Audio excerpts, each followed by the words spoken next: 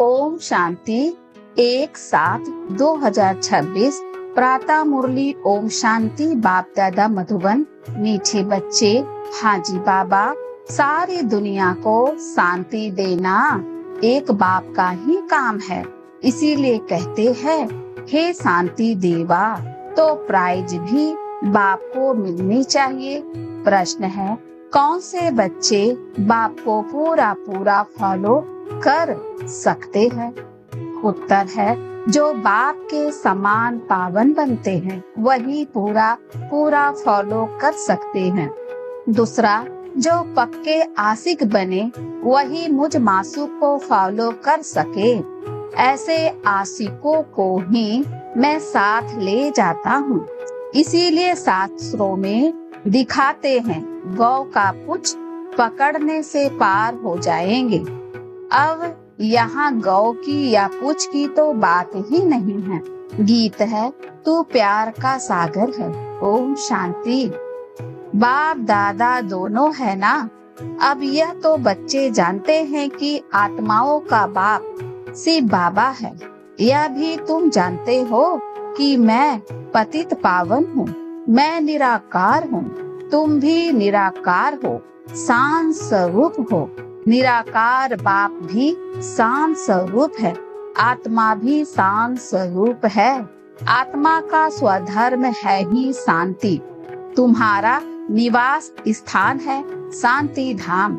जब यज्ञ आदि रचते हैं तो कहते हैं शांति देवा, क्योंकि शांति का सागर तो वह परमात्मा है। सारी दुनिया को शांति देने वाला वह बाप है।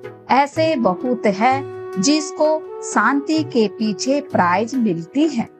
कभी किसी को प्राइज मिलती है तो कहेंगे यह शांति स्थापन करने के निमित्त बने हुए हैं।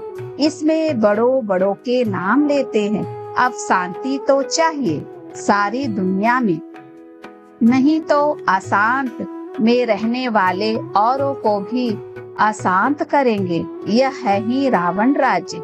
रावण दुश्मन है ना, राम को दुश्मन नहीं कहेंगे। राम की कभी एफजी नहीं चलाएंगे, न त्रेता वाले राम की, न परम पिता परमात्मा की। राम राज्य तो सब चाहते हैं, परंतु राम राज्य किसको कहा जाता है यह भी कोई नहीं जानते। सिर्फ कहते हैं नई दुनिया हो, नई दिल्ली में राम राज्य हो। नई दिल्ली कहते हैं, नाम तो बहुत रखे जाते हैं। दिल्ली सबकी कैपिटल रहती है। दिल्ली ही परिस्थान था। राधे कृष्ण को भी वहाँ ही दिखाते हैं। यह दोनों ही मुख्य प्रिंस और प्रिंसेस है। सिर्फ दोनों नहीं है, जरूर और भी होंगे। 8 रजाई तो गाई जाती है, बुद्धि से काम लेना है। सतयुग में जरूर रजाई और भी होगी। यहाँ भी देखो कितनी रजाइयाँ हैं। वृद्धि होते होते ढेर हो जाते हैं। फलाने फलाने गांव का महाराजा, छोटे छोटे गांव भी बहुत है ना। सतयुग में इतने थोड़े ही थे। वहाँ तो लक्ष्मी नारायण का ही नाम वाला है। 2500 वर्ष उन्हों का राज्य चला है। मनुष्य कहते हैं लाखों वर्ष हुए। विचार की बात है। यह है आत्माओं के लिए भोजन। बाप यह रूहानी भोजन देते हैं तुम्हारी बुद्धि को, आत्मा को। अब तुम्हारी बुद्धि का ताला खुला है। ऋषि मुनि आदि सब कहते थे हम रचता और रचना को नहीं जानते हैं। अब तुम बच्चे ऐसे नहीं कहोगे। तुम तो रचता और रचना के आदि मद अंत को जानते हो। तुम अपने 84 के चक्र को जान गए हो। आदि में तुम देवी देवता थे, फिर मध्य में रावण की परविष्ठा होने से विकारी बन गए हैं। अब है अंत, तुम जानते हो। अभी पुरानी दुनिया का विनाश हो, फिर आदि होगी। आदि में होगा राम राज्य, मध्य में रावण राज्य शुरू होता है। अब रावण राज्य पूरा हो फिर राम राज शुरू होगा। नर से नारायण बनना है ना, यह है सत्य नारायण की कथा। तुम जानते हो सर्व शास्त्रमयी शिरोमणि श्रीमद् गीता है। श्रीमत मिलती है श्रेष्ठ बनने के लिए। श्री कहते हैं श्रेष्ठ को। बच्चे जानते हैं एक गीता शास्त्र है जिसे देवी देवता धर्म का शास्त्र कहा जाता है, जिससे देवता धर्म की स्थापना होती है। संगम पर सतयुग में तो कोई पतित होते नहीं जो पावन बनाए। अब तुमको बाप समझाते हैं गीता को पतित पावनी कह नहीं सकते। गीता द्वारा पावन नहीं बन सकते हैं। गीता के भगवान को पतित पावन कहते हैं। यह अच्छी रीति याद करो। गीता है आदि सनातन देवी देवता धर्म का शास्त्र। गीता के समय ही महाभारत लड़ाई भी लगी थी, जिससे अनेक धर्म विनाश हुए और एक धर्म की स्थापना हुई। गीता के लिए कहते हैं देवी देवता धर्म का शास्त्र, ब्राह्मणों का शास्त्र नहीं कहते हैं। ब्राह्मणों का नाम गीता में है नहीं। परमपिता परमात्मा ही आकर ब्रह्मा द्वारा इन सभी वेदों शास्त्रों आदि का सार बताते हैं। अब तुम समझते हो सतयुग में तो ब्राह्मण होते नहीं, वहाँ है लक्ष्मी नारायण। देवताएं ब्रह्मा के बाद है विष्णु। चित्रों में भी दिखाया है ब्रह्मा द्वारा स्थापना विष्णु पूरी की। ब्रह्मा और विष्णु इकट्ठे तो नहीं होंगे। ब्रह्मा द्वारा देवी देवता धर्म की स्थापना होगी। यह डिटेल में समझाने की बातें हैं।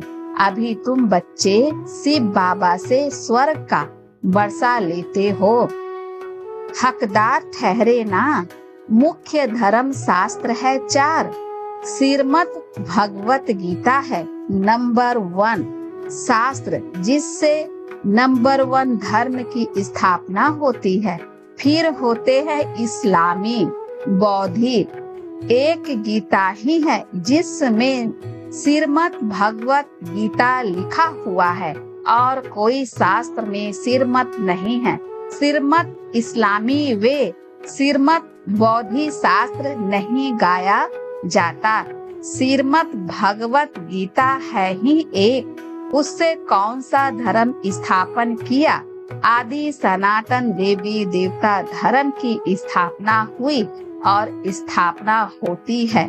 अंत में यह समझने की बातें है। अभी बाबा हमको टीचर के रूप में पढ़ाते हैं। यह बुद्धि में रहना चाहिए। बाबा हमारा बाप है और टीचर भी है। बाबा पढ़ाई से सर्व की सद्गति करते हैं तो सतगुरु भी ठहरा। बाप को सभी याद करते हैं। अब गीता में श्री कृष्ण का नाम डाल दिया है। वह तो ज्ञान का सागर है। नहीं, उनको ज्ञान के सागर बाप ने ऐसा बनाया है, तो वह टीचर भी है। यहाँ तुम नई बातें सुनते हो। शास्त्र आदि तो बहुत पढ़ते सुनते आए। अब तुम बाप द्वारा डायरेक्ट सुनते हो। आगे सब शरीरधारी मनुष्य द्वारा सुना था। अभी तुम समझते हो हम आत्मा असूल में अशरीरी थे, पीछे फिर शरीर धारण किया है। बाबा भी अशरीरी है। शिवलिंग बनाते हैं ना, आत्मा शरीर द्वारा उनको पूजती है, पुकारती भी है। हे परम पिता परमात्मा, आकर हम पतितों को पावन बनाओ। लिंग की पूजा करते हैं, परंतु यह थोड़े ही समझते हैं कि यह पतित पावन बाप है जिसको हम पुकारते हैं। शिव भगवान है, ईश्वर है। बस ऐसे ही याद करते हैं। उनको बाबा कहे तो बुद्धि में आए कि बाबा से वर्षा मिलना चाहिए। हमको वर्षा मिला है तब हम पूजते हैं। भारतवासियों को वर्षा मिला जरूर है। कब मिला यह भूल गए हैं। अब तुम बच्चे समझते हो। बच्चे कहते हैं, हम बाबा के पास आए हैं। शिव बाबा ब्रह्मा तन में आकर समझाते हैं, त्रिमूर्ति का नाम बाला है। त्रिमूर्ति मार्ग नाम भी रखा है। बाप की महिमा बहुत है। गीत में भी सुना, प्यार का सागर है। सर्व का सदगति दाता है। सर्व को सुख शांति देने वाला है। सर्व का दुख हरता सुख करता है। बहुत प्यारा है ना, उनसे प्यारी चीज कोई और होती नहीं। जो बाप स्वर्ग का मालिक बनाए वह जरूर प्यारा होगा ना। वह है बेहद का बाप। कहते हैं बच्चे, मेरे से स्वर्ग की बादशाही मिलती है ना। तुम आत्माएं भाई भाई हो, अभी बाप द्वारा सुन रहे हो। सभी आत्माएं बाप को याद करती है, बाबा हमको आकर पावन बनाओ। अब आत्मा कहती है, बाबा आया हुआ है पावन बनाने। कहते हैं बच्चे, 5000 वर्ष पहले तुमको पावन बनाने आया था। अब मुझ बाप को याद करो तो तुम्हारे विकर विनाश होंगे और तुम्हारे सब दुख दूर हो जाएंगे। पुकारते भी है, हे पतित पावन आओ, अथवा तालियां बजाते रहते हैं, रड़ियां मारते रहते हैं, पतित पावन सीताराम। तो खुद पतित ठहरे ना, यह है ही नरक। इसको रौरव नरक कहा जाता है। गरुड़ पुराण में तो रोचक बातें बहुत लिख दी है कि यह करने से यह बनेंगे, यह होगा। फिर कह देते, गौ का पूंछ पकड़ने से स्वर्ग में चले जाएंगे। ऐसा कुछ लिखा हुआ है। अब जानवर की तो बात नहीं, तुम गौ माता हो ना। तुम्हारी पूंछ अथवा तुम्हारी पीठ जब तक कोई ना पकड़े तब तक रास्ता मिल ना सके। पूंछ तो है नहीं। कहते भी है, तुम्हारी पूंछ पकड़कर तर जाएंगे। अब यहाँ पूंछ तो पकड़ना नहीं है, परंतु फॉलो करना है। सन्यासियों के फॉलोवर्स तो बहुत है, परंतु फॉलो करना अर्थात पवित्र बनना, तुम तो सच्चे सच्चे फॉलोवर्स हो। शिव बाबा कहते हैं, मैं आया हूँ तुम सबको वापिस ले जाने। तुम मुझे याद करो तो तुम्हारे पाप भस्म हो जाएंगे।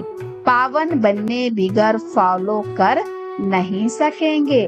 शिव बाबा को पूरा फॉलो करना है। तुम यहाँ बैठे हो फॉलो करने के लिए। भक्ति मार्ग में भी मुझे याद करते आए हो। तुम जानते हो, आत्माएं आशिक है, परमात्मा मासूक के है। आत्माएं उनको याद करती है और वह आए हैं लेने लिए। कहते हैं, मुझे फॉलो करो तो तुम्हारे को साथ ले जाऊंगा। कैसे फॉलो करो वह भी समझाते हैं। मैं हूँ पावन, तुम हो पतित, तो जरूर पावन बनना पड़े, जरूर फॉलो करना पड़े। विकारी तो फॉलो कर ना सके। फॉलो करने के लिए मेरे समान पवित्र बनो। क्या मैं पतितों को अपने साथ शांति धाम ले जाऊंगा? इतने सब मनुष्य भक्ति तप दान पुण्य आदि करते हैं मुक्ति पाने के लिए, क्योंकि यहाँ दुख है और चाहते हैं हम अपने घर वापस जाए। बाप कहते हैं, पवित्र जरूर बनना पड़ेगा। मैं पावन हूँ, तब तो तुमको पावन बनाता हूँ। आऊंगा भी ब्रह्मा के तन में, मैं रचता हूँ। मैं इस ब्रह्मा के तन में आता हूँ। दिखाते भी हैं, ब्रह्मा द्वारा बाप देवी देवता धर्म की स्थापना करते हैं। तुम बीके ही जानते हो कि शिव बाबा को फॉलो करना है। बाप कहते हैं, मुझे याद करो तो मैं प्रतिज्ञा करता हूँ, पावन दुनिया में ले चलूंगा और कोई उपाय है नहीं। कहते हैं, पतित पावन या तो दृष्टि ऊपर जाती है या तो पानी के तरफ देखते हैं। गंगा तो पतित पावनी है नहीं, यह तो सागर से निकली हुई नदियां हैं। अब पूछ तो तुम्हारा पकड़ना चाहिए। बाप कहते हैं तुमको पावन बनना है, मेरे को फॉलो करना है, तभी साथ चल सकोगे। बाप कहते हैं तो मेरे साथ रहने वाले थे, अब 84 का चक्र लगाए पतित बने हो, अब फिर मेरे को याद करो तो पावन बनोगे। सन्यासी भी गृहस्थी को कहते हैं फॉलो करना है तो घर बार छोड़ो। बाप कहते हैं मैं परम धाम में रहता हूँ, तुम भी चलोगे या यहाँ ही विषय सागर में रहना अच्छा लगता है? तुम तो पुकारते आए हो, हे पतित पावन आओ। अब बाप आए हैं साथ ले जाते हैं, कल्प कल्प आकर तुमको साथ ले जाता हूँ। फिर सतयुग में तुम बहुत सुखी रहते हो। यह लक्ष्मी नारायण के मालिक थे ना, इन्हों को इतना सुख देने वाला कौन? Heavenly God father. बाप याद दिलाते हैं तुम हमारी जयंती मनाते हो। परम पिता परमात्मा की जयंती सभी भारतवासी मनाते हैं। हमारा यह वर्थ प्लेस है। क्रिश्चियन थोड़े ही मनाएंगे, वह तो क्राइस्ट को मानेंगे। शिव जयंती भारतवासी मनाते हैं। यह सर्व के पतित पावन बाप का बर्थ प्लेस है। बाप सबको सुख देने वाला है, सर्व को लिबरेट करने वाला है। तो भारत कितना ऊंच है बाप जानते हैं। ड्रामा अनुसार जब हमारे बच्चे बहुत दुखी हो जाते हैं तब मैं आता हूँ वर्षा देने। बाप है ज्ञान का सागर, सुख का सागर, बच्चे को वर्षा दे रहे हैं। कहते हैं मुझे फॉलो करो। यह जानते हो हम आत्मा विकारी हैं, इसीलिए शरीर भी विकारी ही है।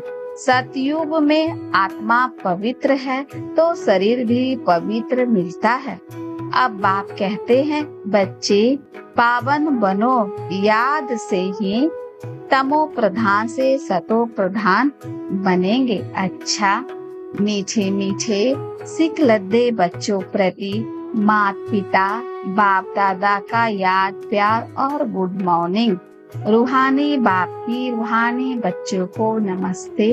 हम रूहानी बच्चों की ओर से रूहानी माता पिता बाप दादा को याद प्यार और नमस्ते बाबा। शुक्रिया बाबा शुक्रिया। धारणा के लिए मुख्य सार है, पहला बाप से स्वर्ग का वर्षा लेने के लिए मैं आत्मा भाई भाई हूँ, यह पक्का करना है। बहुत प्यार से रहना है, जैसे बाप प्यारे ते प्यारा है ऐसे प्यारा बनना है। दूसरा बाप सम्मान पावन बनकर बाप को पूरा फॉलो करना है। बाप के साथ वापिस घर शांति धाम चलने के लिए पावन जरूर बनना है। वरदान है निर्बल आत्माओं में शक्तिशाली का फोर्स भरने वाले ज्ञान दाता सो वरदाता भव। वर्तमान समय निर्मल आत्माओं में इतनी शक्ति नहीं है जो जंप दे सके, उन्हें एक्स्ट्रा फोर्स चाहिए। तो आप विशेष आत्माओं को स्वयं में विशेष शक्ति भर करके उन्हें हाई जंप दिलाना है। इसके लिए ज्ञान दाता के साथ साथ शक्तियों के वरदाता बनो। रचता का प्रभाव रचना पर पड़ता है, इसीलिए वरदानी बनकर अपनी रचना को सर्व शक्तियों का वरदान दो। अभी इसी सर्विस की आवश्यकता है। स्लोगन है साक्षी होकर हर खेल देखो तो सेफ भी रहोगे और मजा भी आएगा। अव्यक्त इशारे ज्वाला स्वरूप स्थिति में रह शक्तिशाली याद का अनुभव करो। आप महान तपस्वी आत्माएं ज्वाला रूप शक्तिशाली याद द्वारा प्राप्ति के किरणों की अनुभूति करो और कराओ। आपका तपस्वी स्वरूप औरों को देने का स्वरूप है। जैसे सूर्य विश्व को रोशनी देने की और अनेक विनाशी प्राप्तियों की अनुभूति कराता है, ऐसे आप भी अपने तपस्वी स्वरूप द्वारा शांति और शक्ति की किरणें देते रहो। अच्छा, ओम शांति।